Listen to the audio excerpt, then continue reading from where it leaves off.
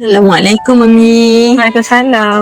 Mami, boleh tak kita sembang-sembang sikit? Boleh. Mami boleh tak share sikit pengalaman Mami bersalin dekat Hospital Putra? Alhamdulillah, saya dah selamat bersalin lah. So far, pengalaman saya kat sini, okay, nurse sister semua bantu. Saya dapat direct skin to skin dengan anak saya lah. Masa dekat OT tu, lepas tu dapat breastfeed. Nurse ada bantulah cara teknik penyusuan direct antara saya dengan anak saya. Banyak kepentingan, antaranya dapat eratkan kasih sayang antara ibu dengan anak. Lepas tu dapat memulakan teknik penyusuan dengan betul lah, supaya dapat tahu tanda-tanda baby nak menyusu. Lepas tu saya lebih confident untuk bagi susu dekat anak saya.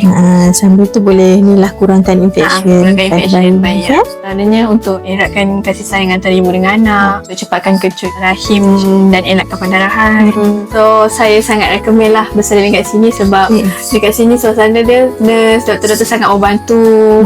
Kalau kita tak tahu, diorang akan bantu kita. Lagi-lagi dalam teknik penyusuan, skin to skin. Dapat dekor hiasan cantik. Boleh tangkap gambar. Mana lagi, Mami? Putra. Tak lah.